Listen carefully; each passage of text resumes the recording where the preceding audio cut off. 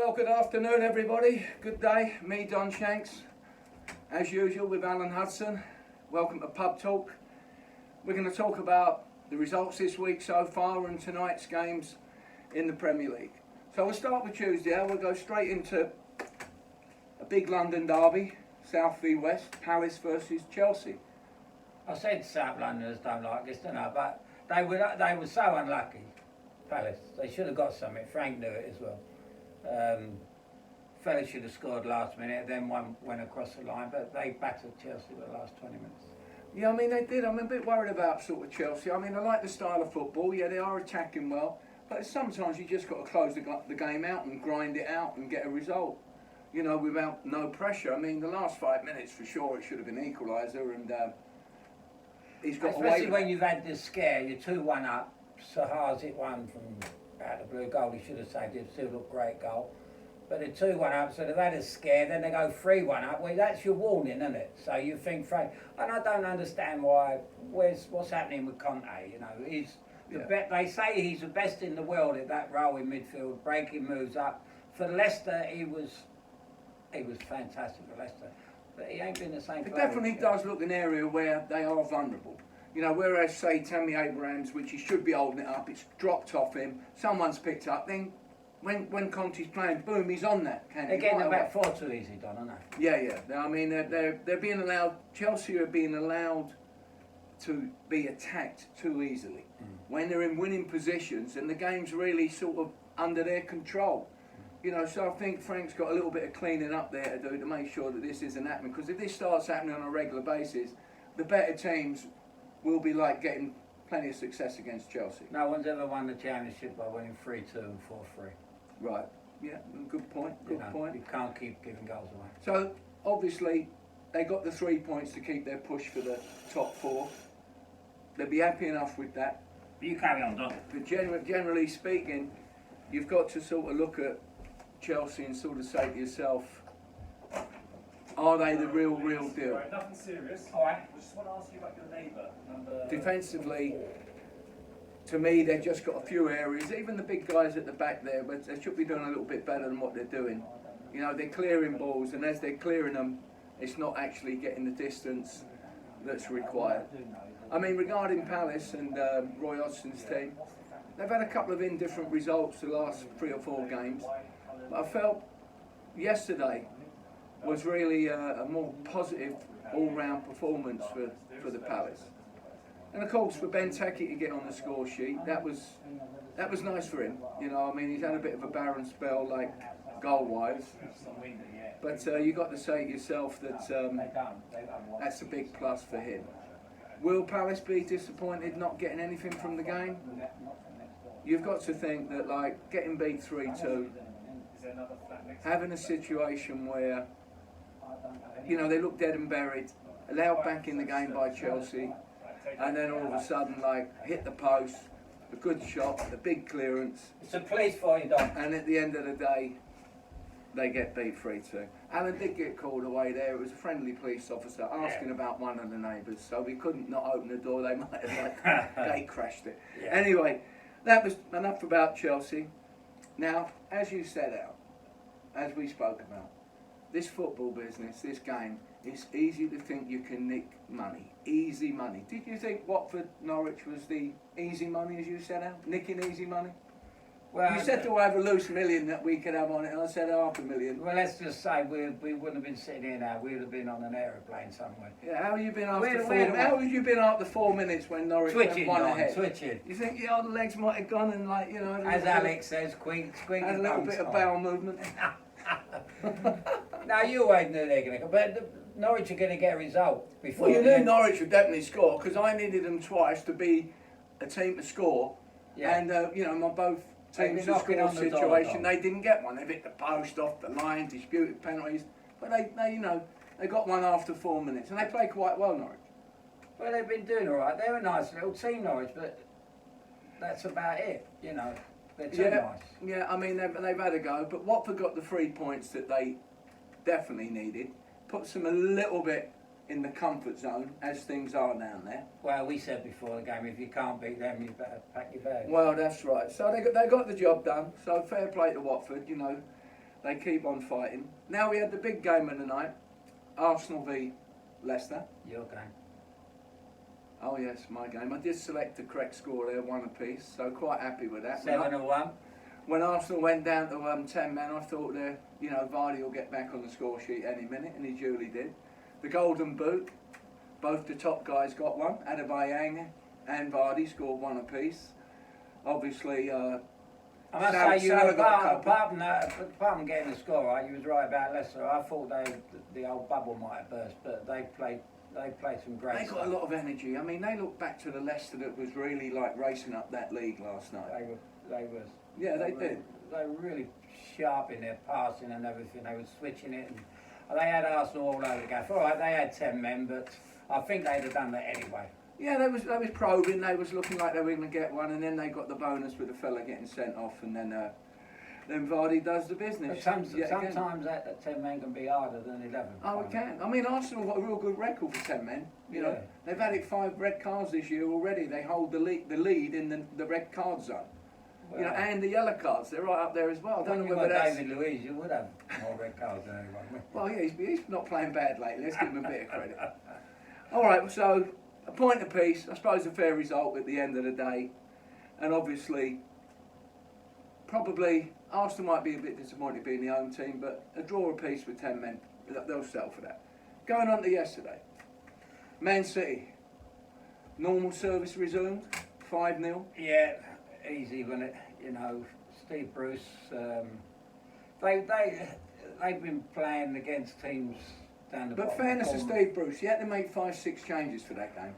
And Well, it he just- knew. He knew. Yeah, he knew he was in for an eye. so he's probably resting a few. Yeah. anyway. He's got nothing to play for, but he's playing for a little bit of pride, and he wants to keep the job because of these new owners, don't he? Yeah, You know. and they're away at Watford come this Saturday. So I dare say That'd that be more their like, cup he's of tea. thinking, well, we can go there and get a result and climb a bit further up the league. But Yeah. Man City, full of quality.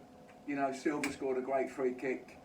You know, they can put a show But on. when that result comes up on like last night, it doesn't surprise you, does it? You think that's Man City. If you let them do that, Yeah. they're going to do. I mean, I fancy Man United being the top goal scorers since the lockdown, but now they've bombed in 5 here. Man City last night, they got 4 against Liverpool. Yeah. They got 0 at Southampton, so they've sort of scored 9. You know, if you're a Manchester football fan right now, you're getting a feast of goals up there. Yeah, and Man City hadn't scored away since Christmas. Yeah. Yeah. So So as we said, normal service resumed there. Then we're going on to the champs, the Premier League winners, Liverpool, heading down to the Amex in Brighton. They got an easy 2-goal lead after 8 minutes, and he thought, well, this is going to be a doddle, but it didn't quite turn out that way, how did it? they give them 2 goals in 7 minutes, 2 bad defensive errors, exactly what they did against Man United the other week. That's right. Yeah. And there's us, or me in particular, I said, you know, they're the team that don't give goals away too easily after the lockdown, and there they are giving silly goals away at the beginning of the games. Are they getting a little bit, Complacent. do they think they're better players than what they are? These three big centre-halves, you know, they're 6'7" giants, and they're trying to do drag backs and 1-2s and all that in a row and a half, you know. Who are they? I mean, I felt Brighton, you know, they had a right go, Brighton. I mean, let 2-0 Could have got a down. result gone. Yeah, at 2-0 down, it could have been a whitewash, 4-5, but Yeah, they yeah. sort of grinded it out. They had a right go, had a few good chances. And this Leandro Trossard, what a good player this kid is. I mean, he scored a nice goal. He's been busy in every game. He's got great control, can run at people. And what I like about players like him, they make the right decisions out. You know, and it's not one of them where they lend you the ball, borrow it to get it back. He's actually playing as a good team player. And I think, you know, he's been... Took his goals. Yeah, I think he's been real impressive, and you know, he's going to be a big player again next season. Again, Salah, he's got 2 goals. The golden boot's Missed hotting an right. open goal with his head in the last. Yeah, I mean it's hotting up right now. So like, He knew it as well. Yeah, he was nearly cried when he missed it because he'd been one behind Reg Vardy. but again, scoring goals, on course for the 101 record now. That's just another game out of the way, 4 to go. and you know they can definitely get the 101 record. Be nice if they did. Entertained all year, been a good side. Everyone likes Jurgen. Well, fair play to him last night. He played a team. He didn't, you know, he put the kid Well, in. Mane Robinson didn't play. But what he's done as well, Firmino. what he's done as well is he's put the kid in at fullback because they got to play 5 appearances to get a medal. Right. Okay. So he's trying to give these kids a game so they get a medal. That's the kind of fella. What are you he is. saying? He's got a nice side about him. Oh, he's German. Yeah, we love him though. Yeah, I love him. He gives us a nice interview Oh, he's- afterwards. oh, he's top man. It is what it is with him, He's and top man. you know, Yeah. and that's how it goes. Now we've got Burnley. obviously. Let's talk about Burnley. There's a couple of things about Burnley last night. Do you want to save them for last? Because I know you've got a big thing. Are you still about last night? Well, we'll talk about like the Sheffield United game Well, where we they s- beat our sort of little favourites, Yeah, Wolves. but we said beforehand. We said it'd be a grind. We Gonna said it'd be be an a- odd goal game. Yeah. You know, you knew it'd be real tight. But this John Egan ain't scored in 2 years. He's got one to equalise at Burnley last week. Yeah. And now he's come up with a winner in the 93rd minute injury time. You know, another good header and fair play. Well, to you him. scored it hybrid, didn't you? Well, yeah, but he didn't play hybrid. But anyway, at the Oh, end, that happens, doesn't it? no, it does. Yeah. You wait for a bus. But you could see, like, you know, the manager on the line, tearing up the line, delighted. They're right back up there, challenging again for a European space. I'm glad they didn't just fade away. No, But I think they worked way too hard in the first part of the season before lockdown to get where they got, and then just to fall away and not sort of come out with any position for Europe here or a big challenge would have been a little bit unfair. And they deserve to, not like the Wimbledon of years ago, they deserve to be where they've got. Oh no, through absolutely, playing yeah. football. They play good football, Yeah. defending well. Wolves a little bit flat, a little bit disappointing. Weren't they sort of like making lots of chances sort of team that they I normally think are? I think that was old Dunham the other night. They know they're out Yeah. of the Champions League, and that was it. So Well, that could be right. All right, so well done Sheffield United. Now we're on to Burnley. Burnley. Sean Dice. What Hey, about him? that was the most impressive performance last night because everybody. Joe Cole's on telly last night. You know, he Right. played in World Cups. This fella. Yeah. Talking about his 3 points in the bag here against his Burnley team. This Burnley team are a good team. And the fact with the goalie, 14 clean sheets. Well, when he said last night the Golden Gloves, I thought we were talking about the pub in Hammersmith. Yeah, Mancini's, yeah. Yeah, been yeah. there a few He times. said he was Terry's going to pub. get the Golden Gloves. I thought, well, it's closed down 10 years ago. Anyway, he's got 14 clean sheets. So that shows you how good they are. Shows you how organised he is this time. But what I like about them, they got work this one out. Especially you Stoke fans, if you're watching. They had 2 players last night, Burnley. Phil Bardsley, he's 35. Last year he's been at Stoke this season. And Eric Peters, he's just said 2 players were at Stoke. They were 3rd from bottom. They've gone to Burnley and they're tearing the place up. Yeah. Fantastic. Absolutely, they look different players. How can you play for Stoke and be bottom of the league and play for Burnley and you're going to, you know, they've won 5 out of the last 7 No, games. I mean, it's amazing. Obviously, you've got to say, well, Sean Dice has made a huge difference. Well, he's made Yet it again. Yeah, but how do you know, the kid, I don't usually make those, but you got there's 3 kids in their side. The centre half, who was fantastic, Tarkowski. Yeah. He should have been sent off, shouldn't he? Not got maybe a really, bit not up. really. He's a centre In half. our day, he wouldn't have got No, sent off. no, He wouldn't have no. even got a booking. But like, He was at Brentford. right. Okay. Why'd they let him go? Yeah, he's there a you go. Manchester-born boy. Right. They got Rodriguez got the goal. What Well, a he's goal! got 10 goals this year already, Rodriguez. Yeah. You know what I mean? I say already, but I mean for a sort of team that's a real sort of tough working like outfit to get 10 goals is a decent number. But they're all local players, though. Yeah. And the number 11, McNeil, Right. he was superb last night, all left foot. Yeah. He was at Manchester United as a kid. They let him go. Right. Now he's at Burnley, doing it at Burnley. So we're talking about not really their academy, but when you're bringing in young players from Burnley around the Manchester area and getting these results, and he's standing there, he's having arguments with the board about money. He spent 58 million in about 10 years. Unbelievable. Unbelievable. So that was a great result with them. But West Ham, they look as though they may be safe. They go to Norwich this weekend, I think it is. Yeah, they go to Norwich this weekend. Yeah. On the back of losing at home to Burnley. They were playing well before that. Chelsea 3-2, 2-2 away at Newcastle, scoring a few goals. And now they've zeroed out last night. So They had chances, Yeah. but Antonio was through with a goal to beat it 1-0 down. Straight after Burnley scored, he should have scored. And that kind of told the story. right. I mean, I personally think Alan sort of half disagrees. I think it's all over this weekend, the relegation zone.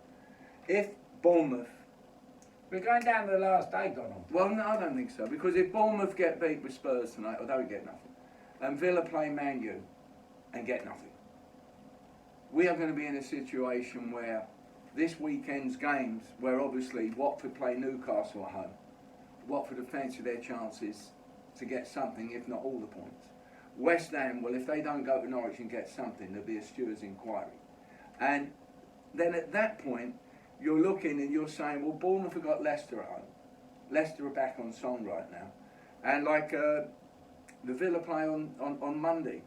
So, if, and we use that word if, as you say, Yeah. if all of a sudden Bournemouth and Villa don't get nothing tonight, they're 4 points and 3 points behind. And then the weekend comes again, and both West Ham and Watford win.